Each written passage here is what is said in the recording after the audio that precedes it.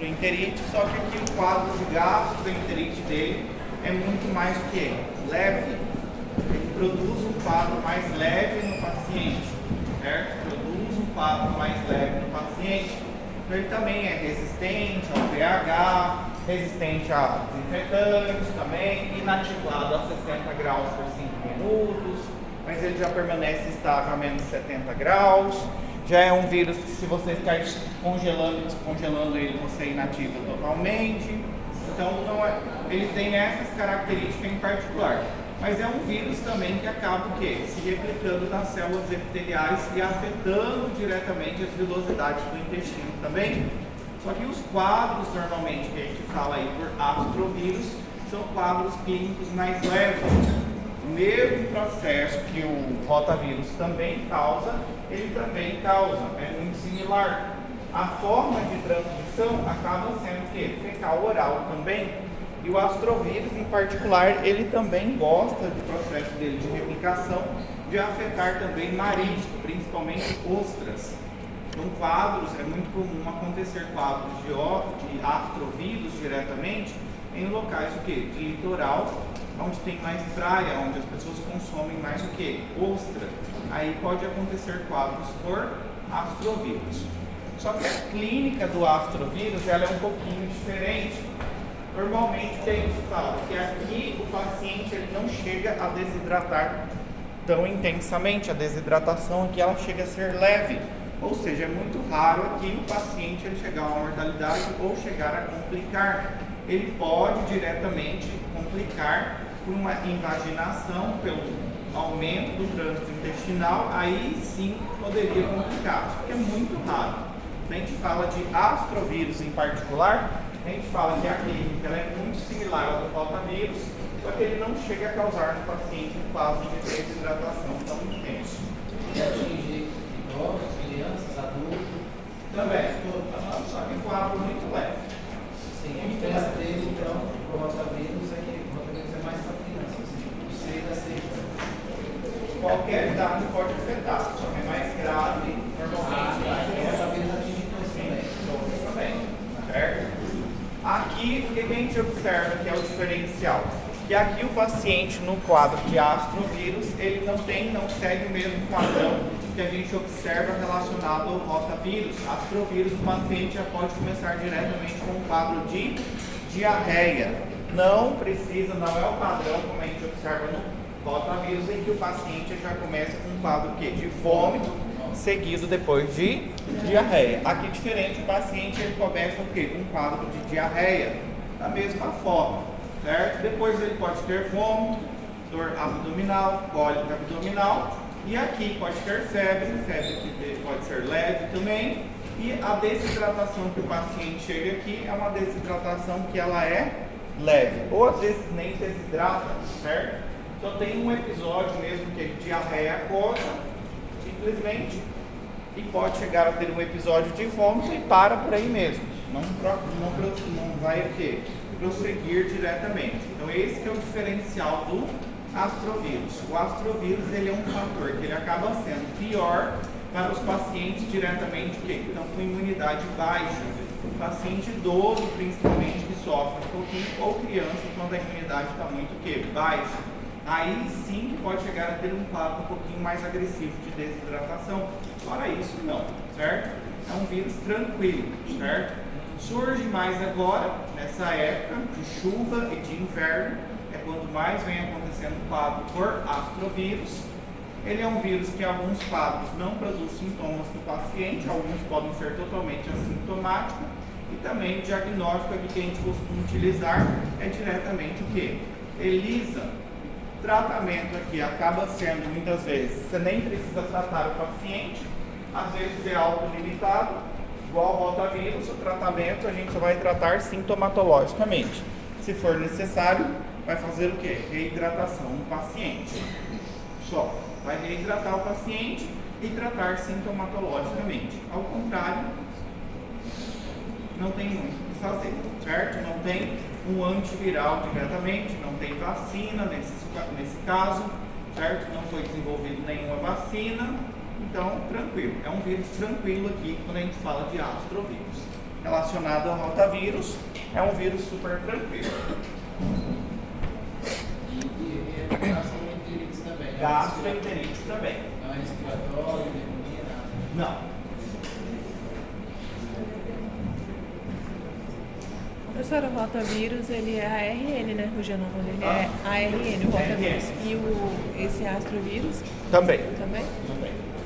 Adenovírus, esse aqui é outro, esse já é mais comum no nosso meio. O adenovírus já é mais comum no nosso meio.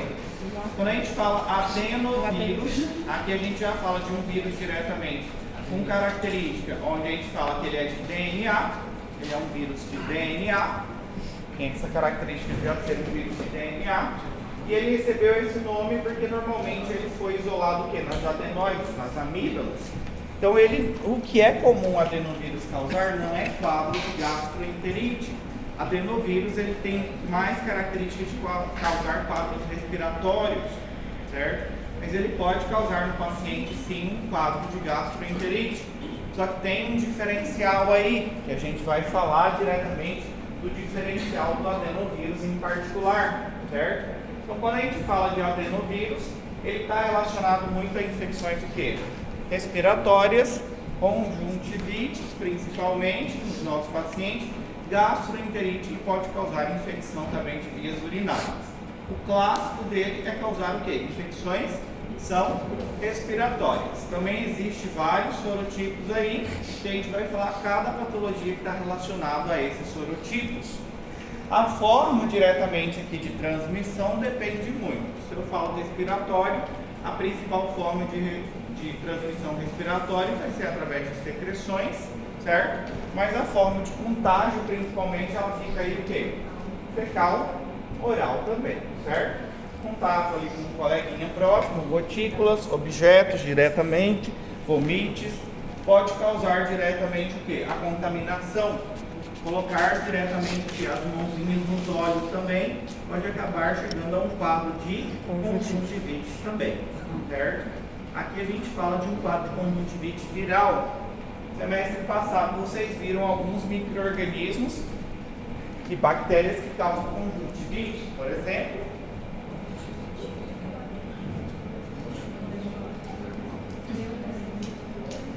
Suzuki.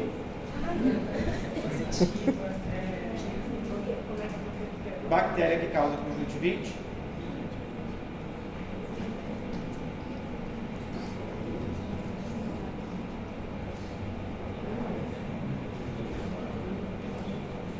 Puxa, resetaram foi? Hein?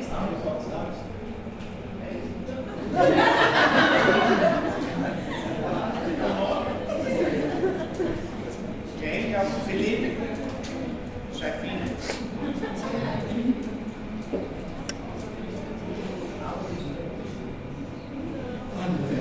O doutor livro 2 é pela misericórdia de Deus. Esqueceram já? Vou ajudar? Esquecemos. E que dia que a gente lembrou? O Bartolomé.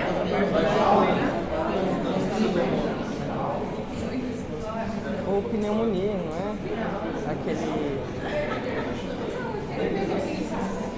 Bartonella. A Bartonella também, né? Vamos falar todos isso. Doutor, é desespero. A Bartonella entra como conjuntivite? A Bartonella entra como conjuntivite? Não seria aquela... eu não sei. Pneumonia, não é? Da pneumonia lá, que pode evoluir para... Só tem que tratar ela agora.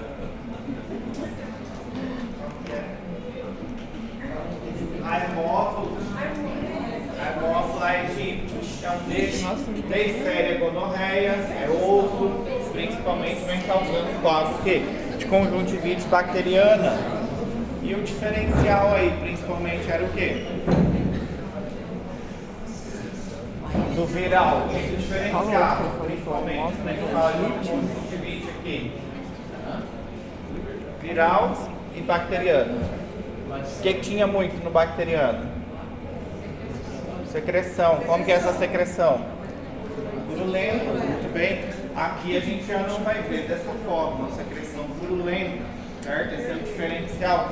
Adenovírus, ele surge mais agora no inverno, em quadros respiratórios, e gastroenterite normalmente é o quê? No verão que surge mais, certo? Por adenovírus. Conjuntivite, certo? Ele causa também.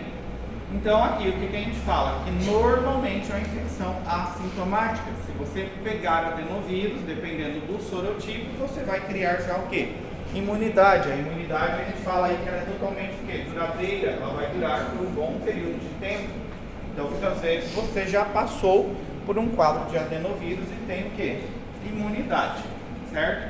A transmissão a gente fala que acaba sendo o quê? Quadros que são esporádicos, surge em algum momento em alguém, ou pode ser endêmico, principalmente se for em locais o quê? Fechados. Exatamente, certo? Então aqui, a gente vai falar principalmente que o nosso sistema imunológico é um fator importantíssimo, é duradoura, a imunidade aqui pode persistir aí no quê? Até por 10 anos. Então quem já teve aí um quadro de adenovírus, dependendo do sorotipo, ele já tem o quê? Defesa já por um bom período de tempo, certo? O mais frequente são as infecções respiratórias. Então aqui o quadro mais frequente, a gente fala dos sorotipos 3, 4 e 7, certo? Epidêmicas, endêmicas do tipo 1, 2, 5 e 6. Mas aqui, principalmente as infecções respiratórias, a gente fala que o paciente ele tem um quadro muito similar ao do influenza, que é o da gripe, muito similar, só que a evolução é um pouquinho mais rápida. Mas a gente não pensa em adenovírus, a gente pensa o quê? Influenza sempre. O quê? Imunidade do paciente sempre o quê? Ou seja, a gente imagina que o paciente já tem a imunidade contra adenovírus, por isso que a gente não pensa tanto em adenovírus. E os sintomas são os sintomas o quê? Clássicos de uma gripe. Quais seriam? Tosse, congestão nasal, coriza, rinorreia, que é aquela aguinha esbranquiçada, que escorre pelo nariz, você passa a língua e é salgadinha, certo? Febre, calafrios, mal-estar, cefaleia, dor muscular. Esse é o clássico que a gente observa. Ou seja, não dá para diferenciar muito de um quadro relacionado a outro vírus. Então aqui não dá muito para a gente saber se é influenza ou se é adenovírus. A gente sempre pensa que pode ser um quadro quê? De influenza, certo? Agora, isso aqui pode acontecer, se chama faringite febril aguda. Faringite febril aguda, o nome já fala, febril, vai ter muita febre, é mais comum os casos em crianças diretamente. E quem que causa normalmente é o adenovírus do tipo quê? Tipo C, certo? E nesse caso aqui, o paciente pode ter tosse, congestão nasal, febre, mas vai ter diretamente o quê? A amígdala vai estar bem o quê? Avermelhada, eritematosa, hiperêmica, certo? Só que aqui ele não tem nenhuma placa, certo? Se tivesse placa aqui, seria bacteriana. A gente poderia pensar em quê? Bactéria. Bactéria. Qual bactéria? Saúde. Como é que chama? Peraí, eu Qual anotei. biógeno? Qual o nome e sobrenome? Streptococcus pyogenes. Muito bem. Aí teria uma placa aqui, o quê? Branquiçada, mais comum. Quem mais causa placa aqui de bactéria? Qual outra bactéria que causa uma placa aí?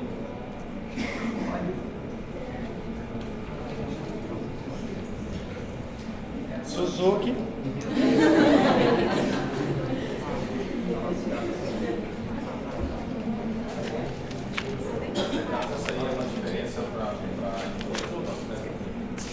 Essa característica também, mas na influenza também pode surgir.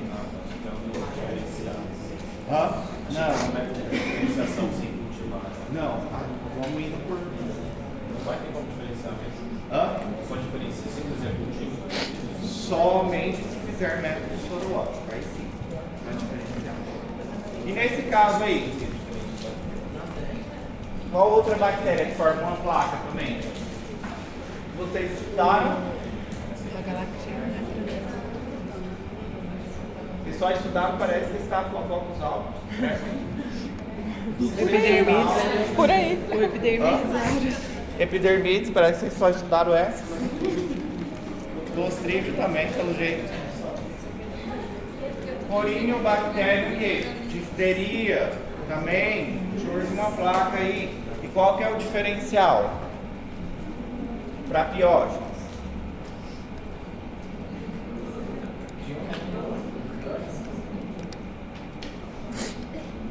Como que diferencia? Porque é muito similar. Se chegasse um paciente com um quadro bacteriano, é muito parecido com difteria e muito parecido com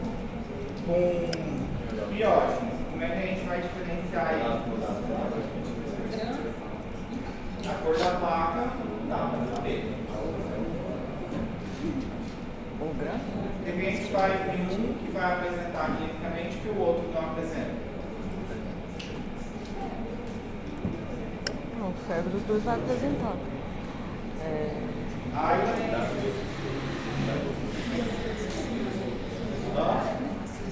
Já esqueceram? Não, febre vai ter também. Aí está inflamada também.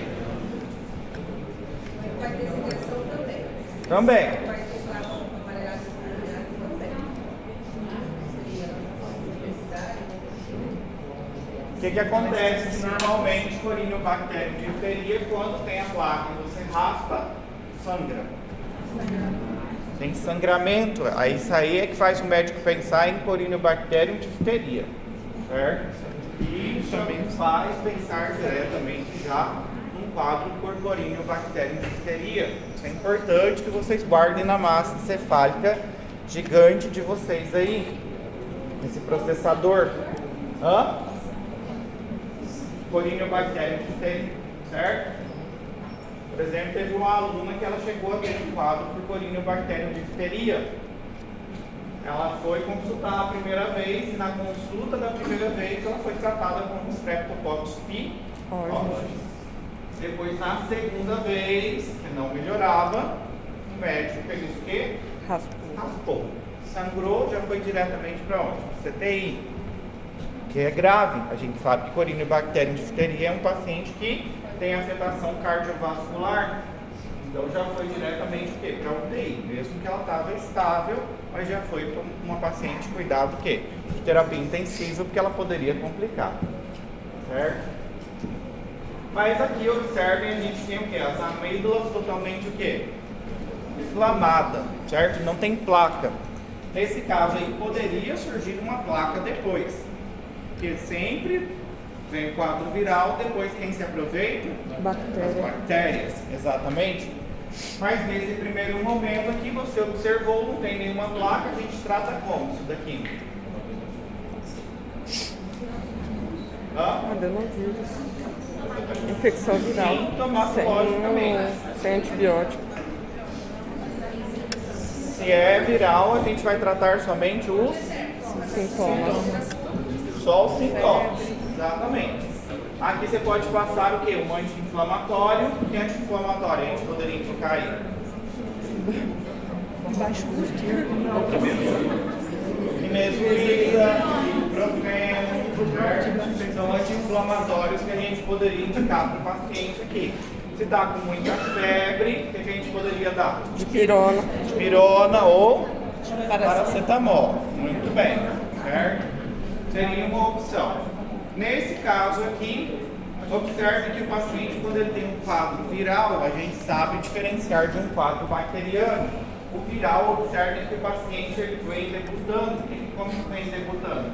É aquele paciente que ele começa com quadros respiratórios também, que a gente sabe que é um quadro viral. E normalmente o paciente que está com quadro de faringoamigdalite bacteriana é o paciente que ele não tem o quê?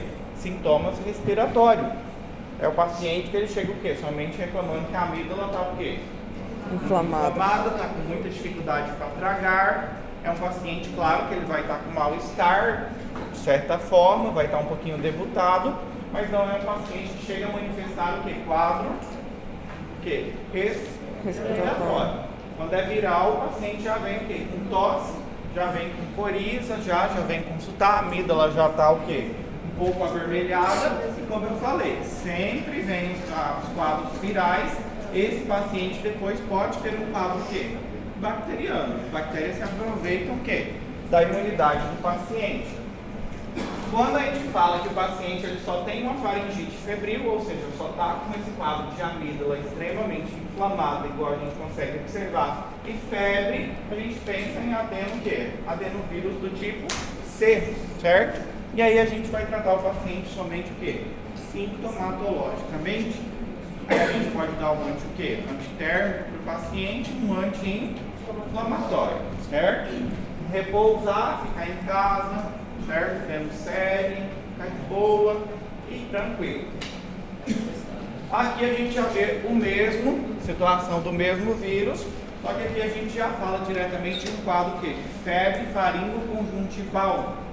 Mas aqui já é adenovírus do tipo B, certo? Acho que vocês comentaram, discutiram um caso clínico relacionado a isso daqui.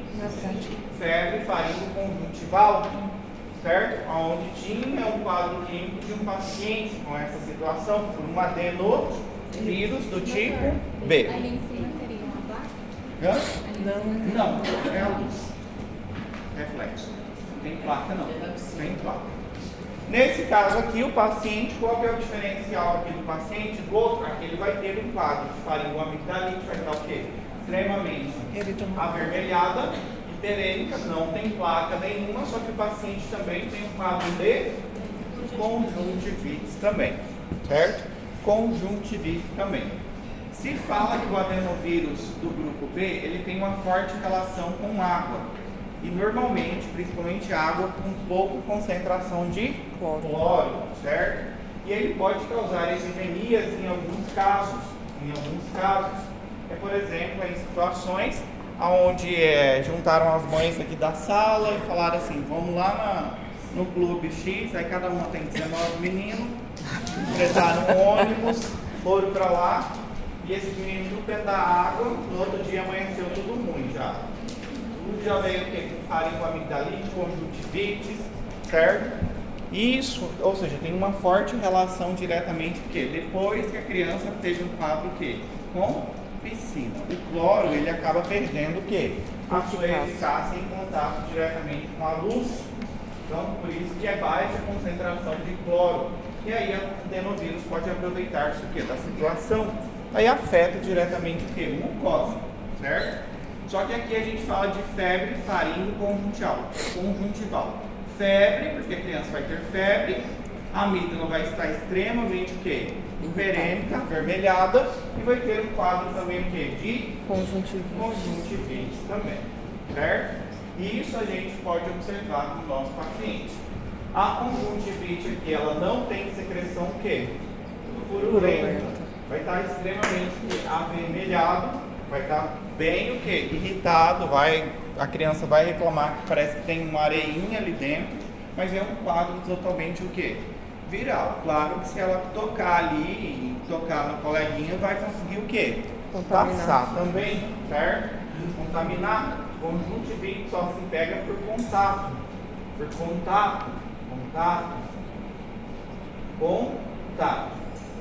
Entendeu? Antigamente, não sei quem foi a avó que falou para as pessoas que se olhasse para alguém pegava conjuntivite. Eu, quando era criança, fui educado assim, na hora que eu via alguém com conjuntivite, olha para mim. Tinha conjuntivite, eu já não tinha nem contato visual, não olha para mim. Eu ficava assim já. Entendeu? O doutor Tiago, acho que no dia que foi aplicar, acho que a extraordinária, o final de vocês, ele estava com conjuntivite. Mas a dele era bacteriana, ele estava de óculos escuro.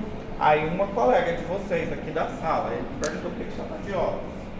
Aí ele falou, porque eu estou com conjuntivite. Ela deu um salto quase mortal para trás, 5 metros. Eu falei, gente, para aquela criança que pega 5, você pode olhar, ficou morrendo de medo já desse dia aí. Entendeu? Aí eu falei assim, tô lascado nesse dia, eu vou ficar o dia inteiro, cara, o dia inteiro de prova. Aí eu tô falando, pensei assim, me lasquei. Ficar o dia inteiro com o Thiago, tô fudido. Falei, ainda tinha reunião da amiga nesse dia ainda, falei, vou ficar mais tempo ainda. Mas só que eu já peguei meu álcool, já fiquei o dia todo, graças a Deus não peguei, né? Aí na reunião, quem que me solta uma pérola? Santuza. Porque todo mundo falou assim, que já, quem nunca teve, né? algum momento da vida, ou não teve, tá? Graças a Deus, acho que diabo é isso? Eu nunca tive. Falei, não seja por isso, Thiago, mete o seu dedo nos olhos aí. Mete os olhos ali da Santuza, que rapidinho ela vai ter conjuntivite. Vamos realizar esse sonho dela agora. Não tem problema, passa nos dois ainda, pra garantir que ela teve, pra falar assim que ela teve nos dois ainda. Não tem problema. Eu vi ela chateada que ela nunca teve. Na escola, eu agradecendo que eu mundo, nunca tive. Eu até dó, quase que eu passei. Na escola, meus coleguinhas todos tiveram, mas eu não tive. Eu daria graças a Deus. Né? Ela estava lá. Quando você pegar um conjuntivite aí, lembra da Santuza, passa dela. Nesse caso aqui é o clássico, tá? A gente vê essa clínica no nosso paciente. Pode ter afetação pulmonar? Pode ter afetação pulmonar também, pode causar pneumonia também. E as pneumonias aqui, elas podem acabar o quê? Agravando. Não é tão comum, certo? Acontecer pneumonia, não é o clássico dele causar pneumonia, mas pode chegar a acontecer. Infecções oculares. Essas infecções oculares aqui é só afetação ocular, é só afetação do quê? Da conjuntiva. O paciente começa com um quadro de conjuntivite por adenovírus. E aqui a gente costuma falar que ele pode causar no paciente um quadro de conjuntivite e ele pode afetar diretamente a córnea. Por isso que a gente fala queratoconjuntivite, que é ceratoconjuntivite. E isso aqui pode levar a ou deixar totalmente opaca a córnea. Se não tratar, pode ser prejudicial, pode levar o paciente até mesmo um quadro de cegueira. Mas começa inicialmente com um quadro de conjuntivite. Depois o paciente ele tem linfoadenopatia, que a gente fala pré-auricular, que surge aqui próximo do ouvido, vai formar duas bolinhas aqui ou uma bolinha, que diretamente é os gânglios vão ativar mais próximo da conjuntiva, certo? Isso é o clássico que a gente consegue observar primeiramente. E claro, é um paciente que não vai ter normalmente formação de pus. O paciente vai ter muito incômodo, por isso que acaba utilizando óculos escuros, por causa da luz, para evitar diretamente que o paciente fique toda hora tocando e fazendo passando na superfície ou passando para o coleguinha, né? Tem alguns que o que a gente vê? Quando a gente vê alguém com conjuntivite, você já pensa, eu estou com conjuntivite também, você já fica com o olho piscando, né? A pessoa toda hora está ali tocando, aí você já fica grilado que você vai ter conjuntivite também, você quer toda hora tocar a mão no olho, aí você realmente acaba pegando. É igual o piolho. Já começa dando coceira por osmose. Automaticamente você já começa a coçar a cabeça, certo? Parece que chama. Pode.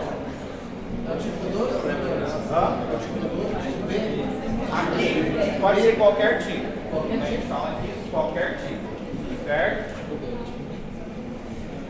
Agora, gastroenterite, quando a gente fala de gastroenterite, que ela é causada diretamente por adenovírus, tem um diferencial. Qual que é o diferencial que a gente observa aqui, a gastroenterite do nosso paciente? Que normalmente acontece em menores de 2 anos, só que o paciente que tem um quadro de gastroenterite aqui, o paciente normalmente ele acompanha sintomas respiratórios. Então isso que dá pra gente diferenciar super bem. Que além do paciente ter o episódio diretamente de diarreia, que é o principal aqui, depois vômito, febre, ele ainda tem sintomas que são respiratórios. Então aí, sempre vai vir associado. Então aí o paciente tem aqueles sintomas que ele apresenta um quadro respiratório, normalmente, e vem acompanhado diarreia, vômito e febre junto. Então por isso que a gente sabe diferenciar super bem nesses casos, tá bem? Então aqui a gente acabou falando de 3 vírus que podem causar quadros de gastroenterite, rotavírus. Lembrar que principalmente o paciente começa com vômito, certo? E é o paciente que a gente tem que tomar mais cuidado. Já o astrovírus, que a gente falou diferente dele, começa com diarreia e quadros leves. E aqui, principalmente, a gente deve se recordar que o paciente, ele começa manifestando ele tem diarreia, pode ter vômito, tem febre, mas ele vem acompanhado de sintomas do quê? Respiratório. Super bem. Cistite hemorrágica aguda, isso aqui pode acontecer em alguns pacientes, principalmente meninos, certo? Não é comum de acontecer, mas cistite, se recordam que é cistite.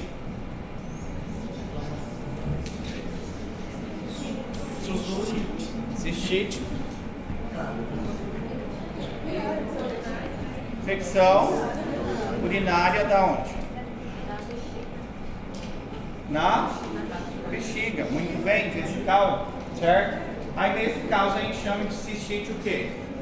Hemorrágica aguda, mas aqui é causado diretamente por um vírus, certo? Por um vírus. É comum a gente ver esses quadros? Não, é mais comum a gente ver o quê? Por bactéria. Da mesma forma, ele pode chegar a afetar o sistema nervoso central também e causar meningoencefalite, só que não é comum, certo? Não são quadros comuns, tá bem?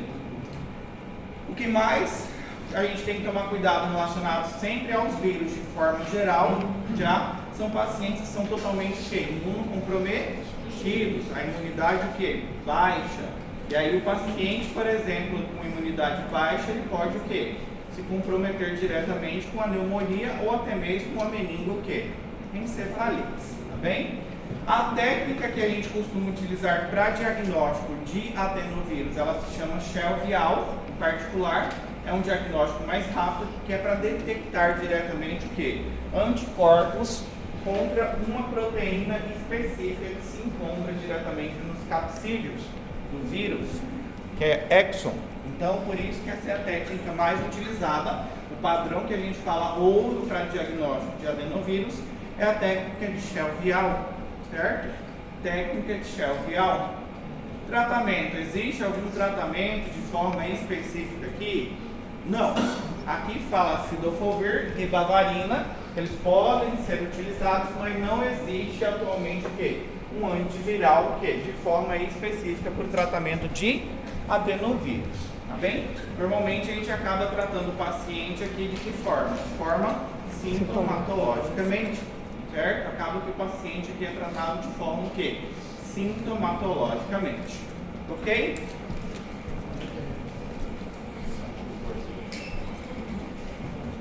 Vamos continuar. Esses dois slides aí. Tratamento sintomatologicamente. E doutor, esses dois slides que o senhor passou até agora seriam a primeira e a segunda aula que a gente perdeu? Primeira aula. Até agora é a primeira aula só. Até agora só foi a primeira aula.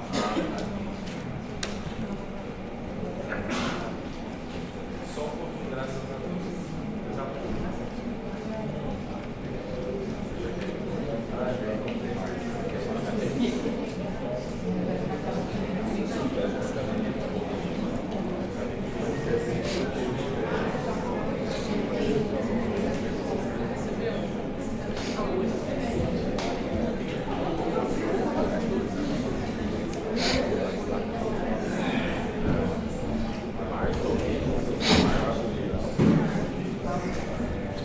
Parvovírus B19 é o vírus mais importante aqui pra gente. Existe o Bocavírus também. Aqui a gente fala de um vírus diretamente com característica, onde a gente fala que ele não possui o quê? Envoltura diretamente, e é um vírus diretamente que ele vem afetando principalmente o quê? A gente fala que ele vem afetando principalmente as nossas células sanguíneas, hemácia. Ele é um vírus que ele tem tropismo diretamente por hemácia, principalmente. Por isso que ele é um probleminha aqui dentro da hematologia, pediatria, obstetrícia, ou seja, em clínica médica também. Então aqui o vírus principal para a gente acaba sendo o parvovírus, e é o parvovírus B19. É o principal para a gente. Característica, é um vírus que não tem envoltura e é um vírus de DNA, certo? E o tropismo principalmente deles é pelas nossas células o quê? Sanguíneas, hemácia. E o principal que a gente vai levar em consideração aqui é o parvovírus B19, que vocês vão saber ou vão se lembrar diretamente de uma patologia em particular que ele vem causando, que é o eritema infeccioso dentro da pediatria. Então ele pode causar crise aplásica, hidroxicefetal, anemia crônica, síndrome das luvas e das veias, mas aqui o clássico dele é causar eritema, que a gente fala o quê?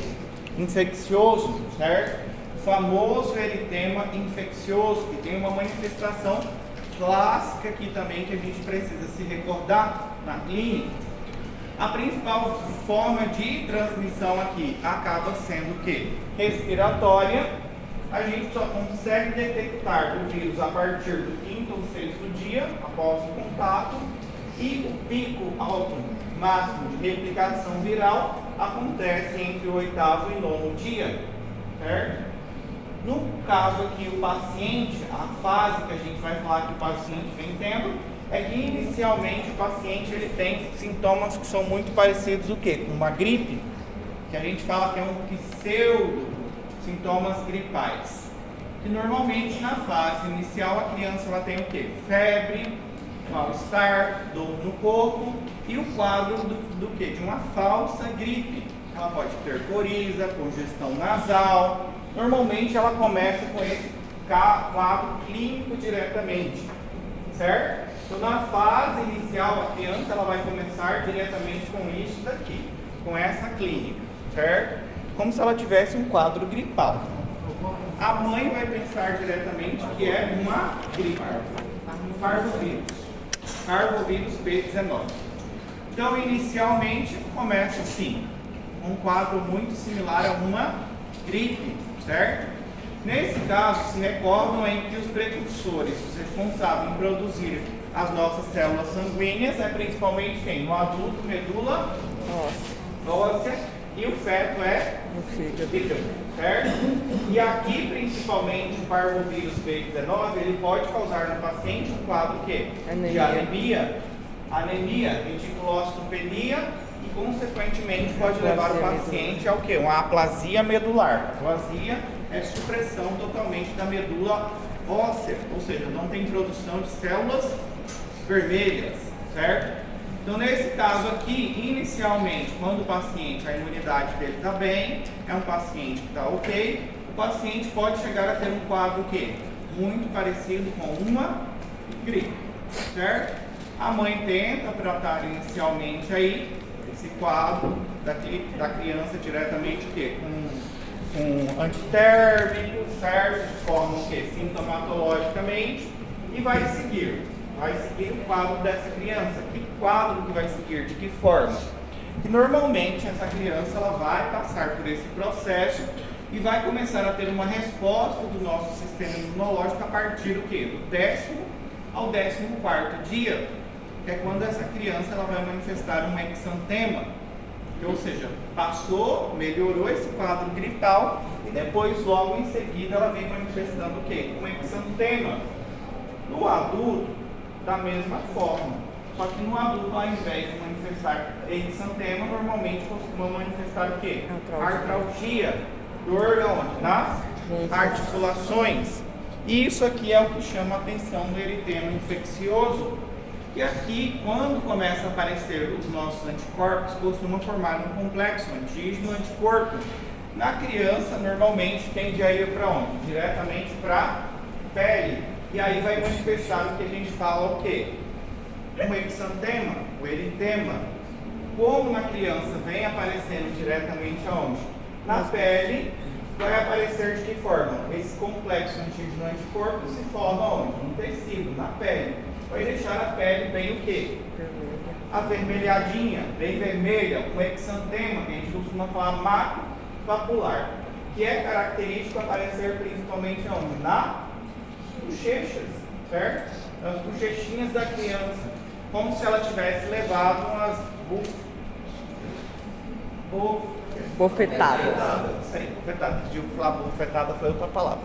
É. Né? Fala aí, qual a outra? Bofetadas, entende? A criança é como se ela tivesse levado algumas o quê? Bofetadas, isso aí. Tapão. Certo? Como se ela tivesse usado blush, talvez, isso aí, certo? Isso é o clássico da gente observar no eritema infeccioso, como se a criança ela tivesse levado o quê?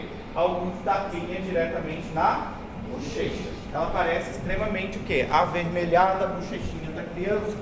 E aí a gente chama o quê? A gente vem juntando a clínica do paciente, o quadro, a falsa gripe que ele teve ali por um período, durante uma semana, e depois manifestou o exantema nessa criança.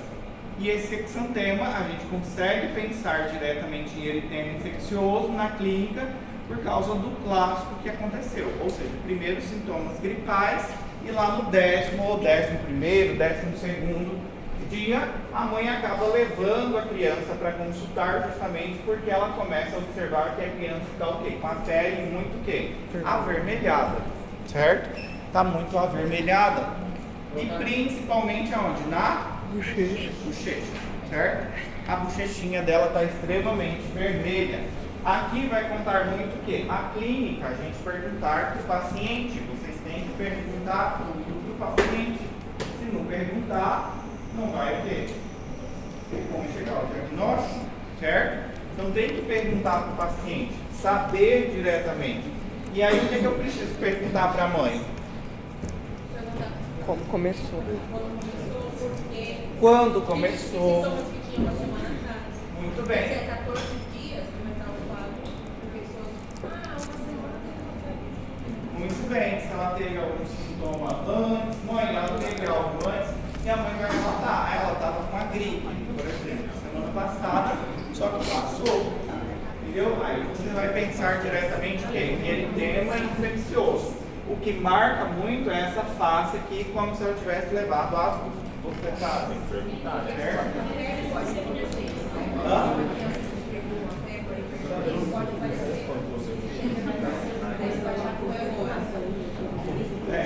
Exatamente. Só que aqui é por antígeno, anticorpo que se começa a se acumular aqui na pele, tá bem? Dessa forma aqui não. Esse plástico aqui na bochechinha é do eritema. Também acontece no corpo também. A gente vê que depois ela começa a apresentar o quê? De forma reticular, tronco e extremidade. Só que o plástico aqui na bochechinha, certo? Isso a gente consegue observar. Fala que é eritema infeccioso Ou só eritema infeccioso. O nome já indica essa patologia eritema infeccioso, certo? Claro que a gente precisa fazer o diagnóstico diferencial. Que outra patologia deixa bochechinha assim também? Vocês já estudaram? Semestre passado.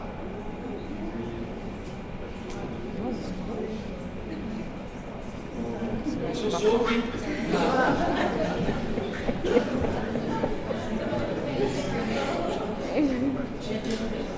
Paulinha, Tione, lembrou? Aline, Camila? não. A clínica sempre é importante. Vocês precisam fazer diagnóstico diferencial. Quebrem esse tabu da cabeça de vocês, já vão perder a virgindade daqui a pouco, gente. Virgindade que eu falo que vocês vão no básico, estão caindo aqui, é do balcão solto a partir do quinto. No quinto a gente conhece como quinto dos infernos. Entendeu? Quinto Quarto dos semestre. prazeres, quinto Lá dos vocês já vão é parte mais que pré-clínica. Então, já podem perder desde aqui, que lá vocês vão trabalhar mais o que? Parte clínica, vão ter que entrar no paciente. Então vocês precisam o quê? Estar mais afiado nessa parte. A diferença é que o de micro eu já vou treinando, você já chegar lá, já tem uma base. Certo? Não chega tão puro. E aí, qual seria o diagnóstico diferencial aí, Igor? Todo mundo dá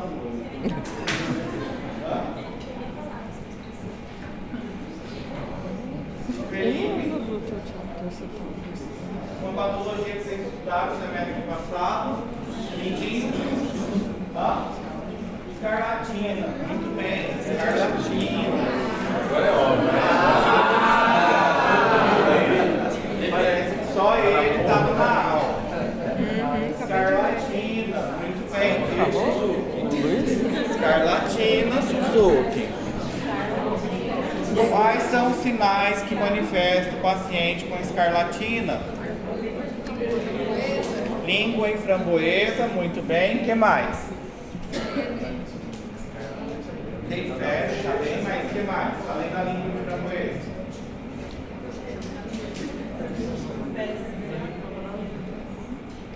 A língua de framboesa, porque a toxina ela se concentra principalmente onde? Nas papilas.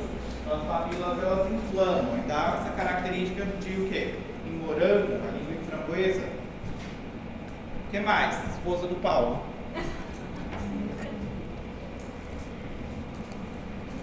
Tu quer a esposa do Paulo, não é? Uma delas. É a número 2, né?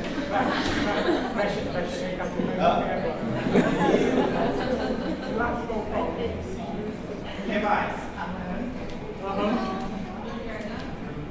Não, escarlatina. Fiquem na escarlatina ainda. Hã? As articulações. Não, a escarlatina não entra aí como característica da escarlatina. Tem 2 sinais aí que estão esquecendo.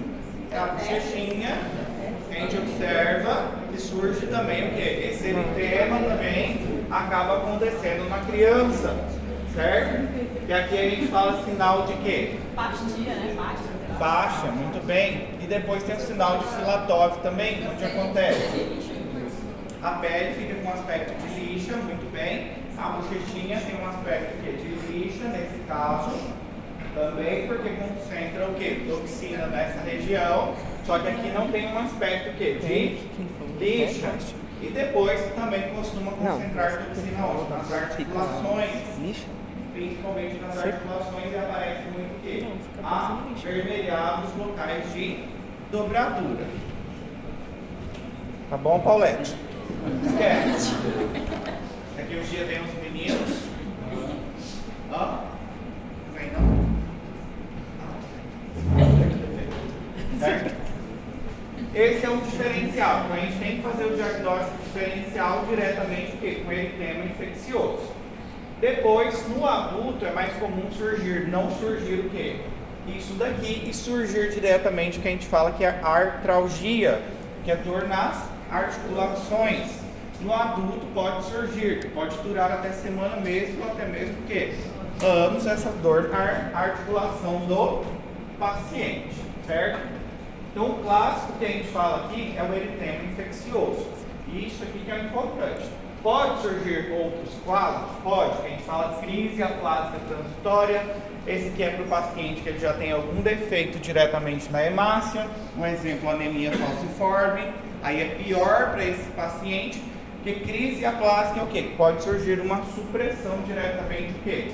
Das células sanguíneas desse paciente. É um quadro mais grave. E isso a gente detecta diretamente aonde? No hemograma do paciente, muitas vezes. A hemoglobina dele vai aparecer mais o quê? Baixa, certo? Reticulocitopenia, vai ter uma produção muito menor o quê? De reticulócitos jovens. Hidrópsia fetal aqui que a gente fala é o quê? Que como esse vírus ele pode fazer o quê? Atravessar a barreira hematoencefálica e começar a causar uma destruição das hemácias do quê? Do feto. E essa destruição diretamente lá das hemácias do feto pode levar diretamente o meu feto até mesmo o quê? A morte. Vai começar diretamente o quê? A ter uma alta destruição de hemácia fetal dentro, lá no feto, que pode levar o meu feto a ter um quadro de insuficiência cardíaca. E essa insuficiência cardíaca vai levar ele a acumular líquido no pulmão, principalmente. E isso consegue observar principalmente aonde? Até na ecografia.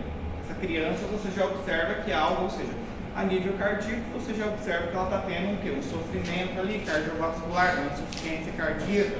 Observa que o pulmão já tem acúmulo de líquido, então algo não está certo. E justamente pode ser um quadro por parvovírus B19, certo? A síndrome das guantes, das meias e das luvas pode acontecer e acontece em até 50% dos nossos pacientes com quadros de parvovírus.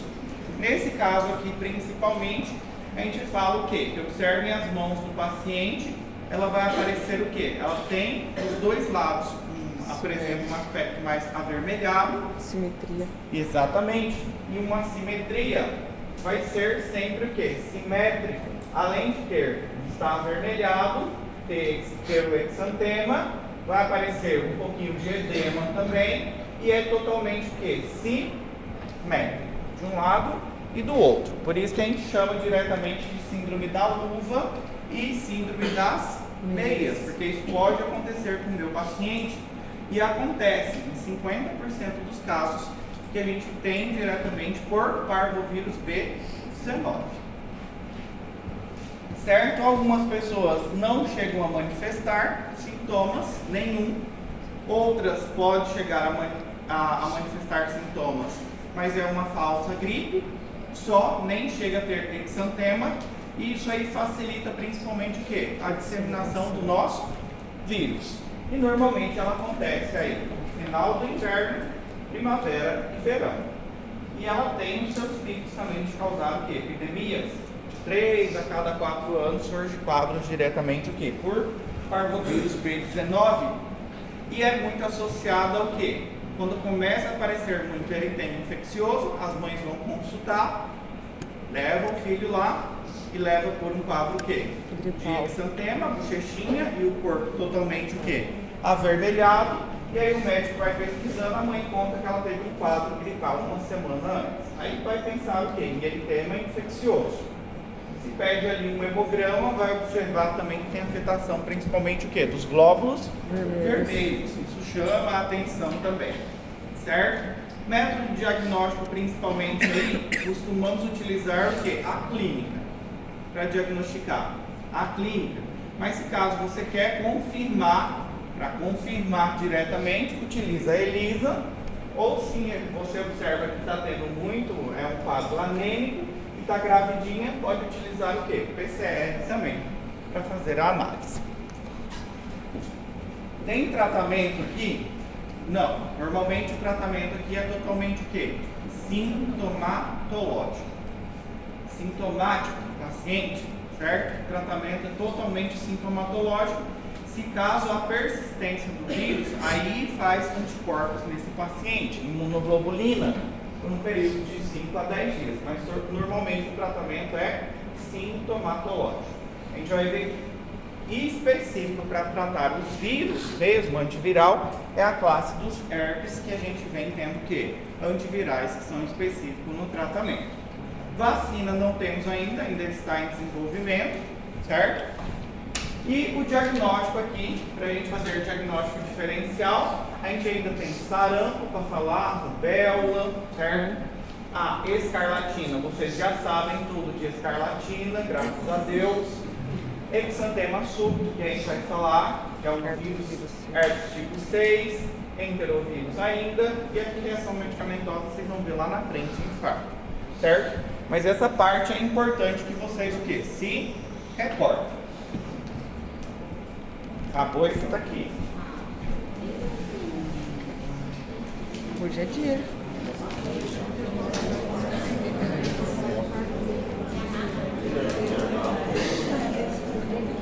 Tem o povo lá atrás, ele amado. Vai.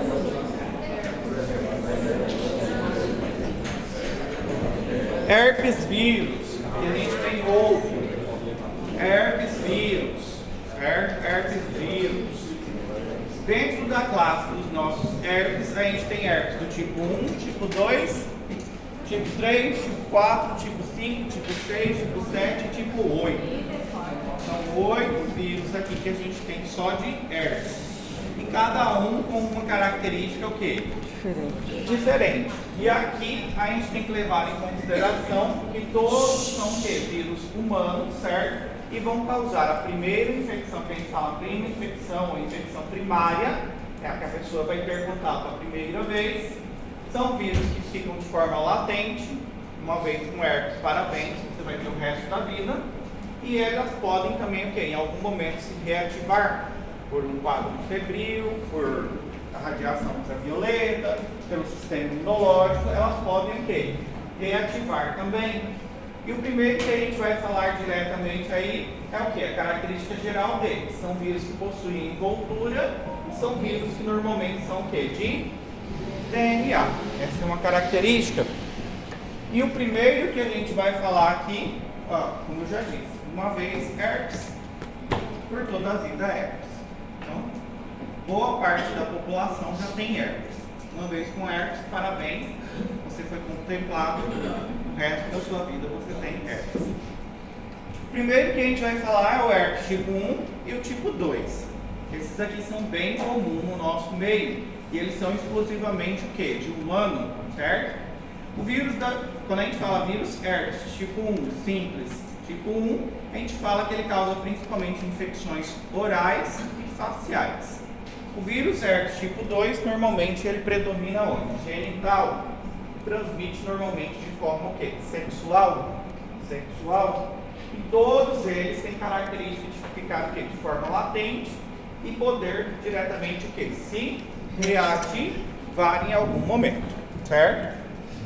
E herpes não é difícil da gente chegar a um diagnóstico, tá? É fácil a gente chegar a um diagnóstico de herpes, clinicamente. A transmissão precisa o quê? Contato íntimo. Precisa ter contato íntimo entre uma pessoa aqui que não teve contato ainda com uma pessoa totalmente o quê? Infectada pelo vírus. E que haja também o quê? A pele ela tem que estar totalmente o quê? Com algum tipo de lesão ou contato direto com a mucosa. Aí a pessoa ela vai se contaminar. Normalmente o vírus da herpes tipo 1, ele costuma ficar de forma latente, onde? No gânglio o quê? Trigêmino e diretamente o tipo 2 a nível o quê? Do gânglio sacro, certo? E ali eles, ou seja, eles vão passar o período da primeira infecção, que é a primeira infecção, depois o vírus acaba migrando aqui para os gânglios, onde eles permanecem totalmente latentes e depois eles podem se reativar. Provavelmente vocês já viram em algum momento alguma pessoa com herpes simples, que é do tipo 1, que ela surge normalmente onde? Nos lábios. Foi Paulette? Foi Fábio aí? É que a minha avó, ela tem herpes, só que ela tem uma marca na cara, no rosto dela. Daí o médico falou que dependendo pode ter sobre sério. Já me lasquei na arrancada. Observem aqui, que já o mais comum da gente ver é isso aqui, que forma vesículas. Forma várias vesículas e depois crosta. Normalmente é onde surge? Próximo ao lábio, certo? Aí é onde normalmente ela costuma surgir, ou surgir diretamente na mucosa, em uma gengiva estomatite, de forma mais interna, ou pode surgir também na conjuntiva. Ou seja, a tipo 1 ela surge o quê? Oral e facial, normalmente, é o que predomina, certo? Olha aí que gracinha.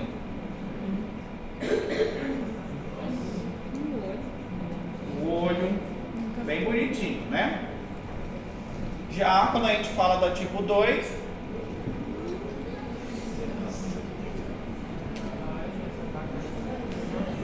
viram que bonitinho? Só que aqui está contaminado também, né? Infecção secundária.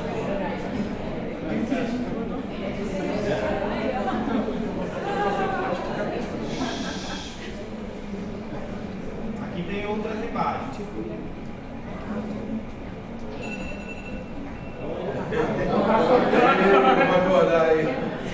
Rodando agora, gente. Pode.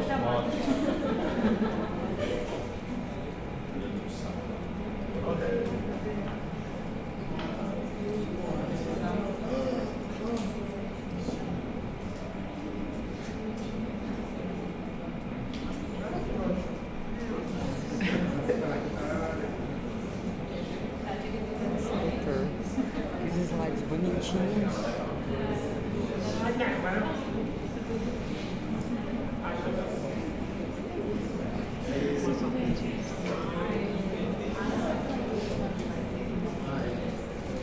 Aqui o herpes, olha aí que bonitinho.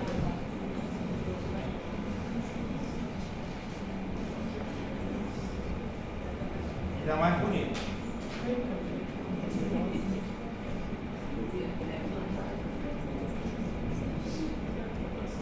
Não é um dedo. Não é um dedo.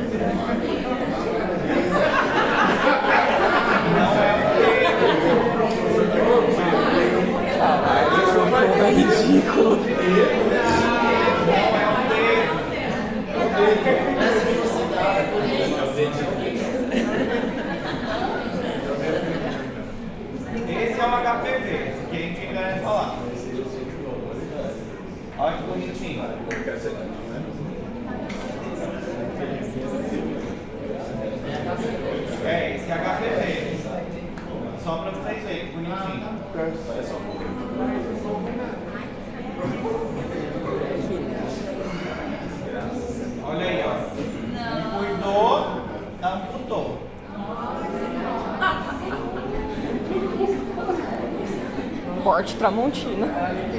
Tá vendo, né, meninos? Cuidar, ó. Acabou. Deu ruim pra vocês. Corte Tramontina, tô falando.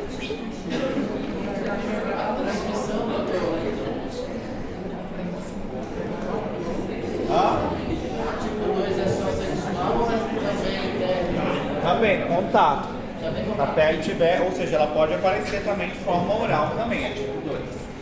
É mais comum. Aqui fala predominante. Não significa que não vá surgir aonde? A nível sexual também, certo? A 2, ela pode surgir de forma o quê? Oral. O predomínio dela é genital e normalmente transmissão sexual, mas, né, sabem como pode pegar por via oral também, né? Não precisa contar pra vocês, né? Nesse caso aqui, a tipo 1, quais são os sintomas que o paciente tende a manifestar? O mais comum aqui é característico da gente observar no paciente são as lesões. Mas o paciente ele pode ter febre, ele pode ter linfadenopatia mais localizada, mal-estar, ou seja, dificuldade para comer se ela for mais interna, certo? Se for na mucosa, então aí o paciente acaba não se alimentando, né? Às vezes até melhor que o hepatite. Então o paciente não se alimenta, não consegue comer. Então algo forçou ele a ficar sem alimentação aqui, certo? E aí surge muito agora. Agora é a época de surgir herpes. Por quê? Carnaval, né? Todo mundo compete para ver quem beija mais. Entendeu? Saiu aí tirar tudo Satanás beijando todo mundo. Entendeu? E a duração aí normalmente pode ser o quê? De 2 a 3 semanas. A pessoa, mesmo que ela melhore, ela pode continuar o quê? Transmitindo. A gente pode ver que ela pode surgir, as pessoas que já têm herpes, normalmente que já têm herpes, no caso de primo-infecção, a gente consegue observar essas manifestações que são clássicas de surgir no paciente. E primeiro, o que é clássico você observar é que vai formar o quê? Vesículas. E essas vesículas apresentam principalmente o quê? Líquidos. E que elas vão romper, vai estourar e vai formar uma úlcera, uma crosta. Isso dói muito, incomoda muito o paciente. Não tem nada demais a pessoa ter herpes. A maioria da população tem, sim, um tipo de herpes, ou até mais de um tipo.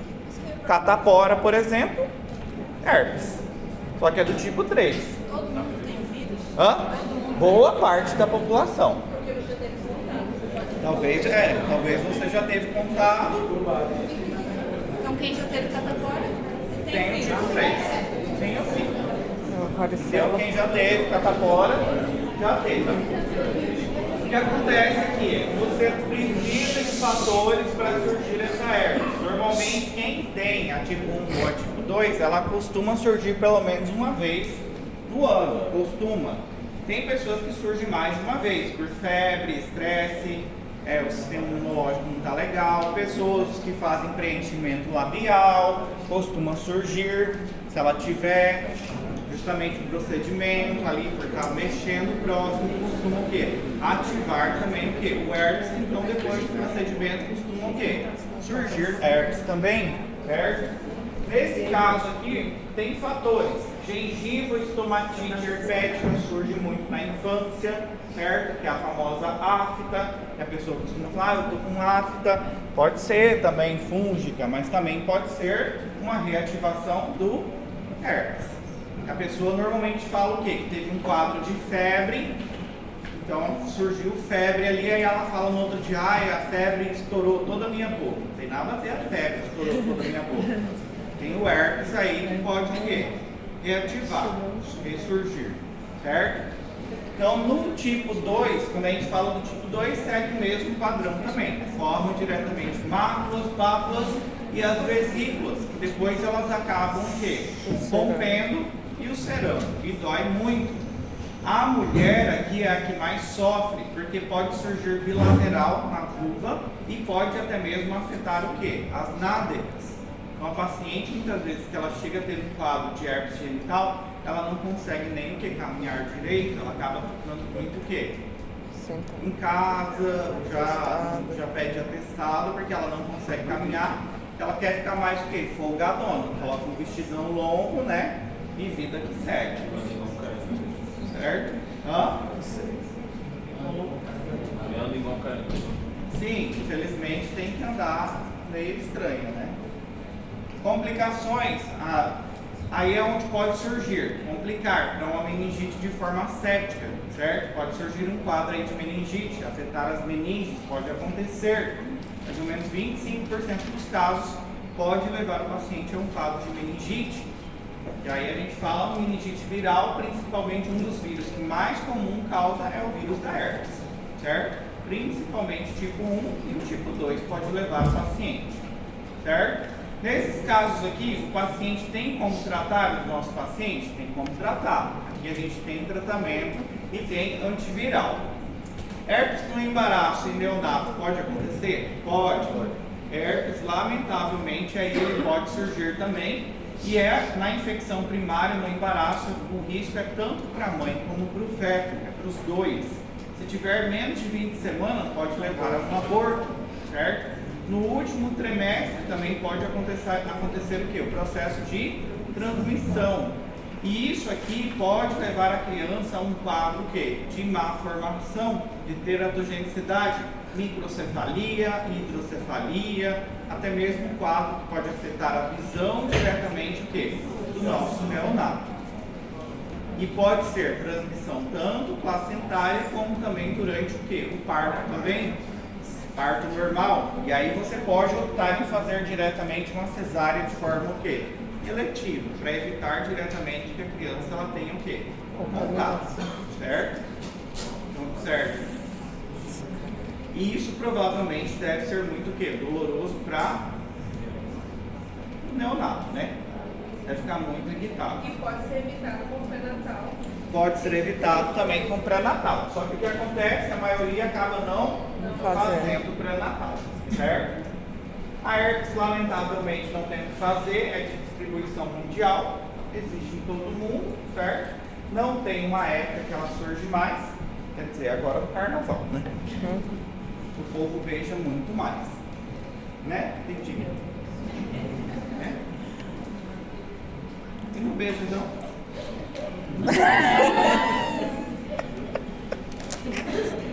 Igual beija, certo? Então, a transmissão aí, principalmente, através de relação sexual também, aqui é do tipo 2. Infelizmente, as mulheres acabam sofrendo um pouquinho mais, justamente pela exposição, certo? O gold standard aqui que a gente costuma falar para o diagnóstico acaba sendo um isolamento viral, que é através do cultivo celular, mas podemos utilizar também PCR para diagnóstico, mas normalmente utilizamos mais que a clínica.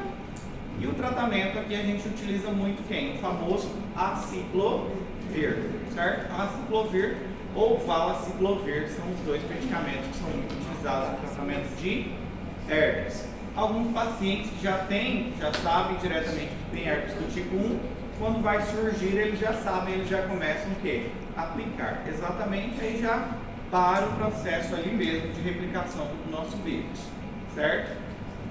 E por enquanto o livro de vocês fala o quê? Que não existe uma vacina comercial. Existe aí, né, que parece que alguns países já têm vacina, mas o Brasil ainda não tem, nem Paraguai ainda não tem vacina. Relação sexual, prevenir, a gente tem como utilizar o quê? Duas formas, preservativo ou celibato. Ou usar preservativo ou não manter relação sexual. São duas formas de você evitar diretamente o quê? Contato. Normalmente clínico. Pode pedir laboratorial PCR, que acaba sendo mais utilizado. PCR. Mas a forma de prevenir diretamente aí acaba sendo o quê? Preservativo, certo? Usar preservativo. Não tem outro método mais eficaz ainda sem ser o preservativo, tá bem? Ou celibato. 40 dias do Frei Jorge. Frei Gilson. Frei Gilson. Frei Gilson. Frei Gilson, é. Eu não sei quem é o Frei, mas não. Não sei se vai trocando.